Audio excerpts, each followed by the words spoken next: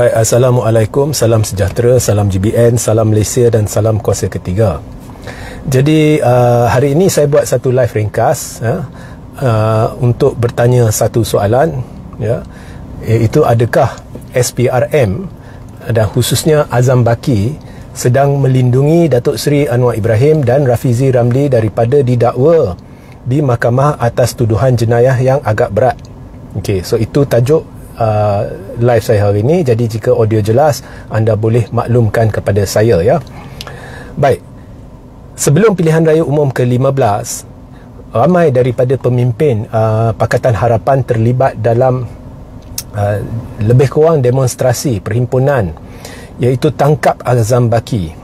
Ya, apa yang didakwa oleh pemimpin-pemimpin ini sebenarnya tepat, sebab Azam Baki sebenarnya terlibat dalam satu kes yang mencurigakan dan berkebarangkalian tinggi melibatkan salah guna kedudukan beliau kerana melanggar perkeliling tertentu, melanggar undang-undang akta tertentu, di mana akaun dia telah digunakan untuk satu pembelian saham dalam jumlah yang sebenarnya tidak boleh dibenarkan oleh orang yang memegang jawatan pada ketika pembelian itu dibuat, dan ada kemungkinan melibatkan rasuah kerana pembelian saham itu dengan jawatan itu mungkin boleh diklasifikasi sebagai sogokan, kerana saham itu sekarang bernilai jutaan ringgit.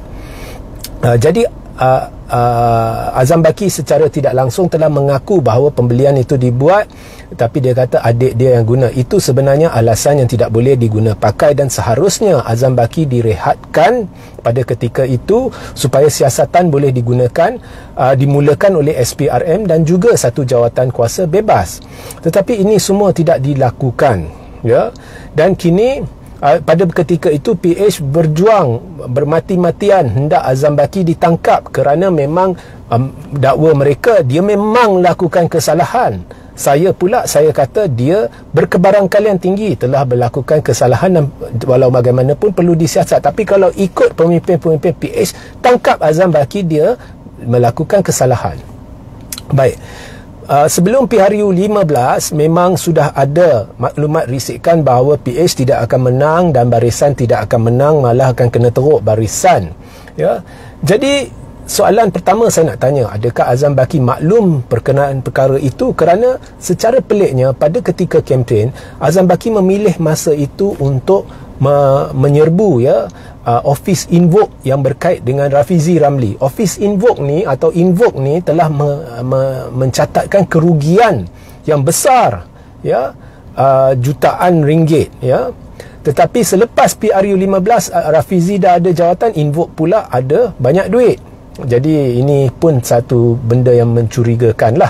Tetapi apa pun, mereka geledah office Rafizi. Jadi Rafizi tak puas hati, dan di dalam ceramah dia ugut Azam Baki, dia ugut SPRM bahawa bila mereka berkuasa, mereka akan cari Azam Baki. Tapi lepas PRU15, Rafizi putar balik. Dia kata itu adalah kenyataan, itu adalah ini, itu semua temberang. Satu daripada banyak temberang Rafizi Ramli. Sebenarnya dia memang nak tangkap Azam Baki.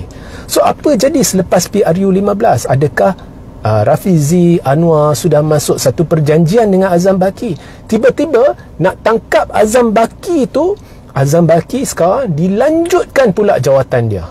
Dan dulu PH kata, pemimpin PH kata, macam mana nak percaya bila SPRM dakwa orang ni orang tu, sedangkan SPRM tu di bawah satu kepimpinan, iaitu bawah kepimpinan Azam Baki, yang sendiri tercemar dengan kemungkinan terlibat dalam jenayah.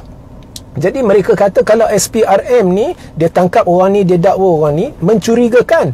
Kini mereka lah kerajaan, tetapi SPRM sama, Azam Baki sama mendakwa pemimpin-pemimpin pembangkang atas sebab-sebab yang agak samar, tanpa bukti yang nyata, hanya sebab syak dan sebagainya mereka dakwa.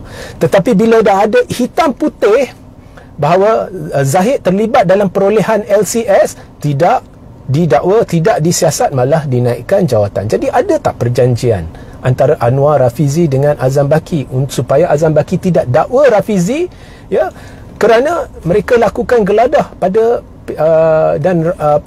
siasatan terhadap Invoke, ya, sebelum PRU 15. Apa jadi dengan hasil siasatan tu? Kenapa senyap, ya?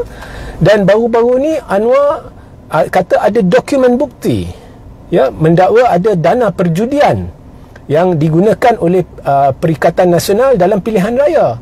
Tetapi Azalina Osman pula mengesahkan bahawa SPRM setakat ini tidak mendapat bukti yang nyata, maka kertas siasatan masih lagi tidak dibuka. Jadi apa jadi dengan dokumen bukti Anwar? Atau adakah Anwar temberang kat kita? Sebab Anwar kata pendirian dia berhubung isu itu berasas, ya, sampai hari ini dia kata berasas. Tapi kalau berasas mestilah berdasarkan bukti, dan dia pun beritahu ada dokumen bukti. Tapi macam mana pula SPRM kata tak ada bukti setakat ini? Jadi Anwar temberang lah. So Anwar temberang, sama ada temberang atau Anwar ada bukti tetapi dia sorok, ya. So jika Anwar disebabkan Anwar kata dia ada asas dan dia seorang Perdana Menteri, Anwar wajib disiasat kerana sekiranya benar dia ada bukti tapi dia sorok, itu sudah jenayah. Tetapi adakah Anwar dan Rafizi tidak sekali-kali akan didakwa sebab mereka pegang Azam Baki, orang yang mereka dulu kata wajib ditangkap, mereka pegang sekarang, supaya mereka mungkin nak gunakan Azam Baki untuk dakwa sana, dakwa sini, tapi mereka sendiri terselamat. Zahid terselamat, tidak disiasat isu LCS. Ini kita serah kepada Rafizi Anwar untuk jawab. Sehingga kita berjumpa di lain masa. Assalamualaikum, salam sejahtera, salam GBN, salam Malaysia dan salam kuasa ketiga.